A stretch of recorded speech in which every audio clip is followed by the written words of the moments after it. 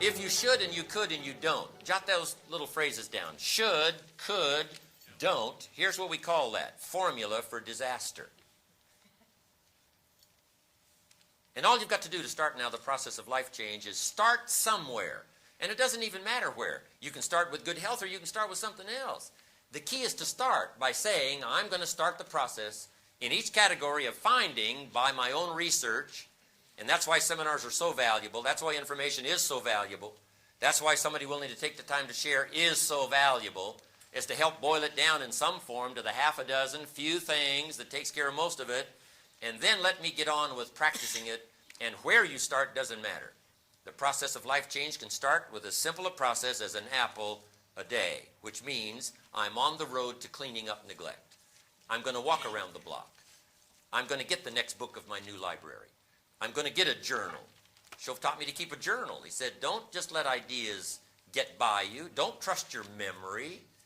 If you're serious about really becoming an entrepreneur, if you're serious about affecting other people's lives, if you're serious about fortune, if you're serious about wealth and health, if you're serious, start collecting ideas. Go over them and review them. Then make them a part of your life and practice, and don't ever look back. That formula helped change my life. Brought me to where I am today. And I'm so delighted now to have the opportunity to go around the world telling the same story that I heard when I was 25 years old. There's a few basic things, and if you practice them every day, I'm telling you, there's no reason why you can't have the health you want, the relationship you want, the fortune you want, the money you want, the income you want, the sophistication you want, the culture you want, the prestige you want, the influence you want, all of it. It's wrapped up, I think, in a nutshell of what I've just explained to you. A few things. Now, let me give you one more part of it. Here it is. Once you've found the few things that makes the most difference, now spend most of your time working on those few things. That now is another part of the clue. The first part of the clue is to get the information and consistently practice it. But here's the rest of the formula. Spend most of your time on it. The reason why a lot of people don't do that well is because they major in minor things. They spend too much time on things that don't count much. And they spend too little time on things that would count. So jot this formula down. If the equation is wrong, the results can be disastrous. If the equation is wrong, the results can be disastrous over a given period of time.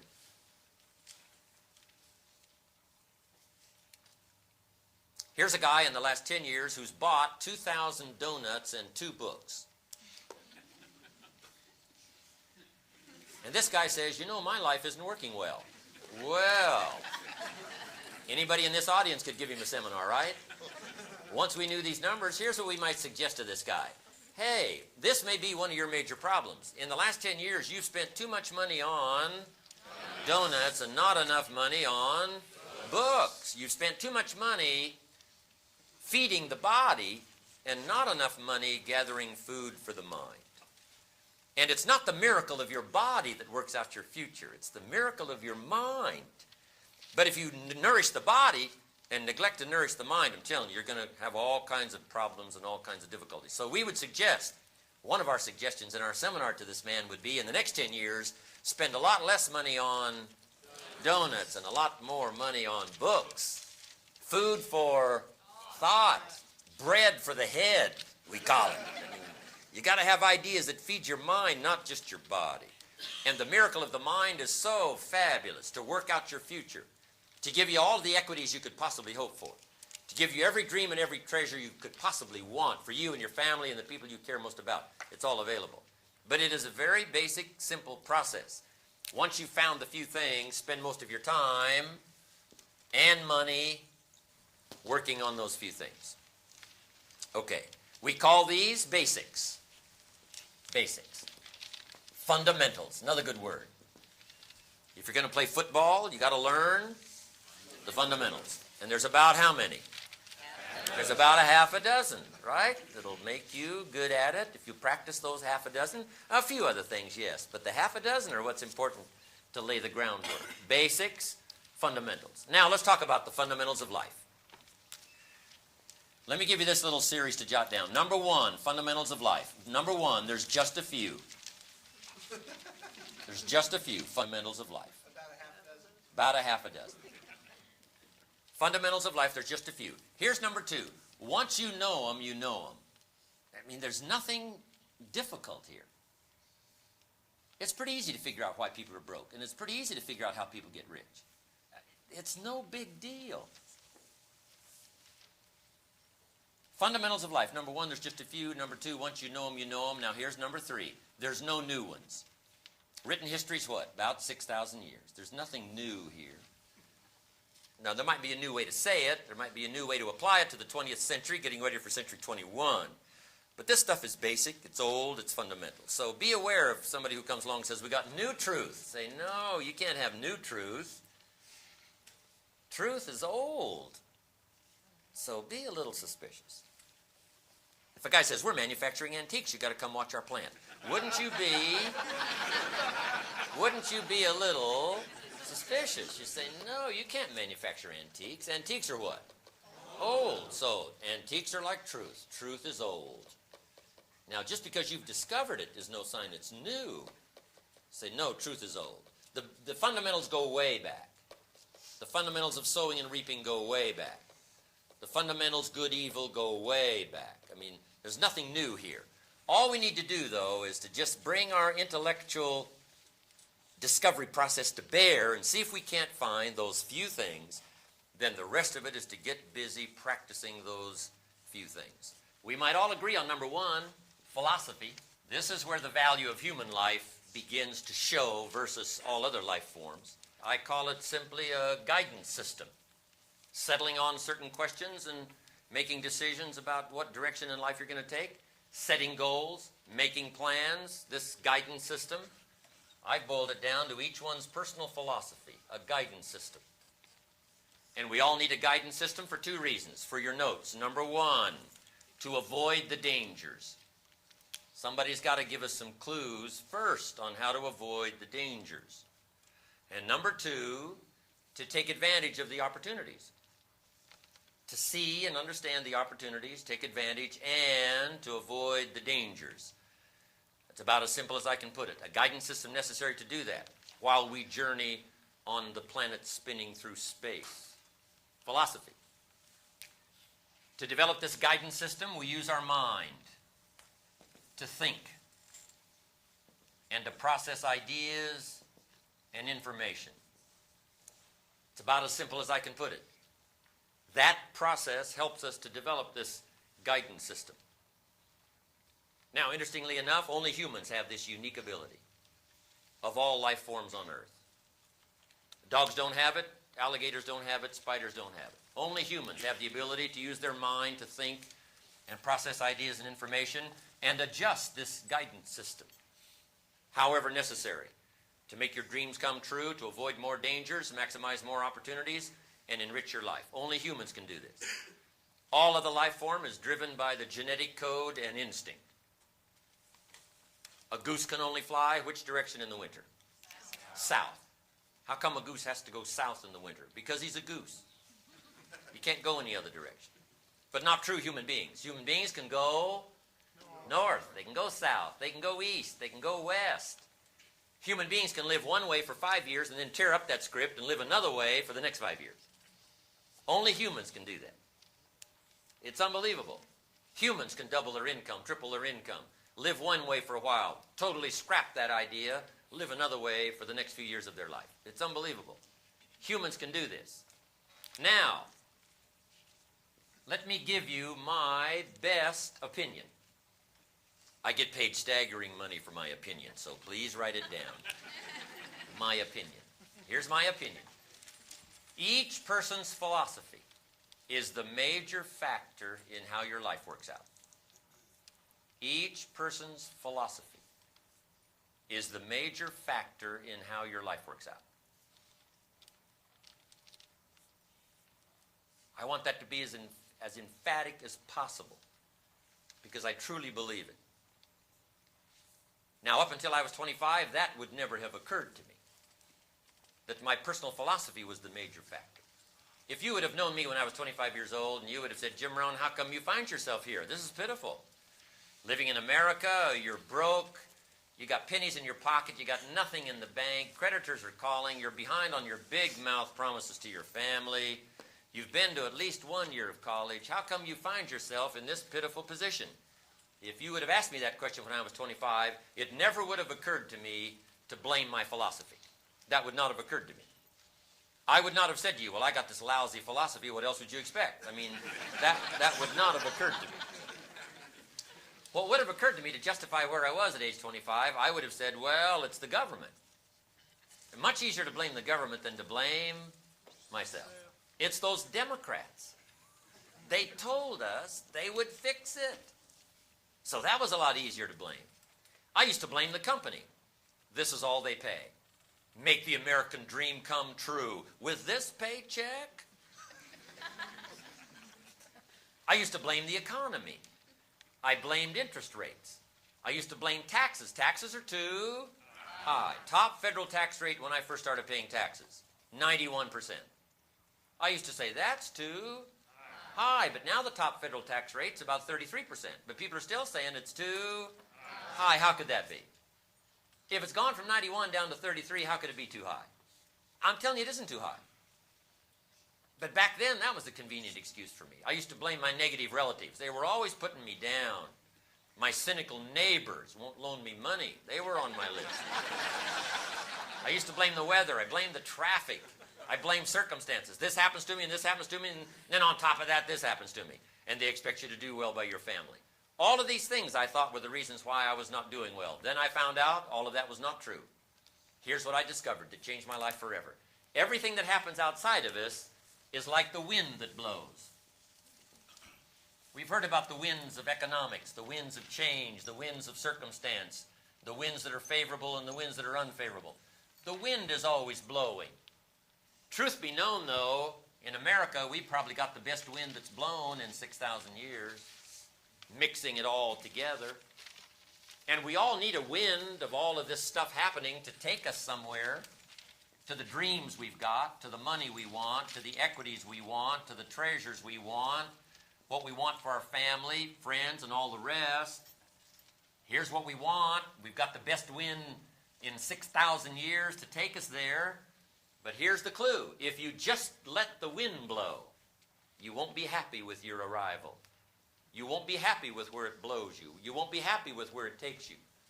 You say, well, what can you do about the blowing of the wind? Well, you can't do anything about the blowing of the wind except set a better sail. So draw you a little sail on your notes and take that home as a centerpiece of what I've shared with you this whole day. You cannot change the blowing of the wind, but you can change the set of the sail. That's why education is so important, to help you with ideas. It helps to alter a little bit the set of the sail. That's what the sermon is for on Sunday morning. That's what the lyrics of the song that prompt you to think are for. That's what the dialogue of the movie is for. That's what conversation is for. That's what education is for. That's what satellite is for. That's what a stream of ideas are for, to help you adjust and keep adjusting all of your life the set of the sail. Then I found out if you went to work on this in a concentrated way, you could so alter the course of your life that the outcome in a fairly short period of time would be absolutely almost overwhelming. For your money, for your health, for your relationship with your family, for equities of all kinds, business, whatever. Wouldn't matter. And you could finally set such a sail that after a while, you could care less anymore about the wind that blows. Why? It's not going to matter to you because you've learned how to set the sail. And interestingly enough, the same wind that blows others to disaster, blows others on the rocks, blows others on the beach, blows others to places they don't want to be. The same wind takes us to prosperity, takes us to all the dreams we've got and the things we want. Why? Because we've learned to intervene and set sail. That's the key. And that's why I lecture. That's why I speak. That's why I talk. That's why I talk to my children. That's why I talk to my grandchildren. That's why I talk to every ear I can get attention from. And that is, listen to ideas, whether they come from me or from someone else. Be a collector of good ideas. Get more serious about altering the course of your life. And you can, regardless of what happens the next 5 years, getting ready for the turn of the century, you can wind up where you want to be. The money, the joy, the pleasure, the satisfaction. Set of sail. Now, what is philosophy if it's so important? I teach kids how to be rich by 40, 35 if you're extra bright, much sooner if you find a unique opportunity. Kids say, hey, that sounds good to me. How do I do it? And I say, it starts with your philosophy. So kids ask me, what is philosophy? It's kind of a big word, so I've broken it down for them, made it easier for me to understand. Here's my definition of philosophy. Philosophy comes from, number one, the collection of all that you know. Gathering knowledge is the first key to developing the philosophical set of sail. And then number two, deciding which of this information is valuable enough to bet your money and your time. That's about as simple as I can put it. To change the set of sail, regardless of the wind that blows, first you search for knowledge. Then you got to sort through it and decide which of it is valuable enough to spend money and time. That is one of the best equations I know of. You might know 1,000 things, but you can't do 1,000 things. You've got to sort through a lot of information and boil it down to the things that really matter to you and utilize that as the most important pieces, deciding what's valuable. So first of all, we got to gather knowledge. When I have a chance to talk to my high school friends, first thing I tell them is, you got to have the information. Get it while you're here. Don't leave school without it. It's one of my little phrases for my high school friends. What they teach here, what you think of it, that's up to you. What you're going to do with it, that'll soon be up to you. But right now, this is the important thing, is to get it. You can sort through it. You can cast aside whatever's not going to work for you in the future. But the important thing is to be serious enough to get it. Okay? I teach them there's nothing worse than being stupid. Right? Being broke is bad, but being stupid's what's bad. And what's really bad is being broke and stupid. Nothing much worse than that unless you're sick. Right? Sick, broke, and stupid. That's about it. Unless you're ugly. But surely that would do it. Ugly, sick, broke, and stupid. Life's most negative scenario. So number one, you've got to know. You've got to have the information. Now, where do we get ideas and information? We've got this marvelous ability here, like no other life form on earth has, to alter the course of our life. You don't have to keep flying south. If south is not getting you the money and the joy and the pleasure, I'm telling you, you can alter the course. You're not like just a blind animal that has to be driven by instinct and the genetic code. So, if we want to change our life, we've just got to use this marvelous mechanism to gather more ideas and information and see if it'll pay off for us. So where do we get this? Jot this down. Number one, from PE, I call it personal experience. Just make it a point from now on to learn more from your own personal experience. That's probably the best university in the world. Your own personal experience. You've been through enough that could teach you. Personal experience. Log the questions from your personal experience. Log the answers from your personal experience. Right? Learning is the beginning of wealth. Learning is the beginning of health. And here's where it can all start. Paying more attention to your own personal experience. One way to learn to do it right is what? Do it wrong. That's one way to learn. Now the key is, don't let it take too long. If you've done it wrong for 10 years, we suggest that's long enough. We don't suggest 10 more years just to prove a point. No. You can prove any point in 10 years. In 10 years, your health disciplines will be on track or what? Off track. Your financial independence will be on track or off track. It doesn't take that long to come to the conclusion based on your own personal experience, whether you're on track or off track. In a few years, you've either got the breath or you haven't got the breath. You got the money or you haven't got the money. You've got the self-esteem or you haven't got the self-esteem. I mean, it doesn't take much from your personal experience. Schoaf was swift to point out my personal experience. He said, let's learn from that. He said, Mr. Rohn, you've been working 6 years. I said, yes, sir. He said, how are you doing? I said, not very well. He said, I suggest you not do that anymore. What a swift analysis of my current situation. He said, couldn't we find out what happened the last 6 years so that you can alter the course the next 6 years? That had never occurred to me. He said, I'm telling you, we can learn so much from the last 6 that we can make the next 6 years totally different than the last 6. And that's exactly what he did for me. That second 6 years, my life so swiftly changed. It was absolutely incredible. At age 25, I was broke. At age 31, I was rich. And he said, Mr. Rohn, if you'll make these changes starting today, he said, the next 6 years of your life will be totally different than the last 6. I took him up on that.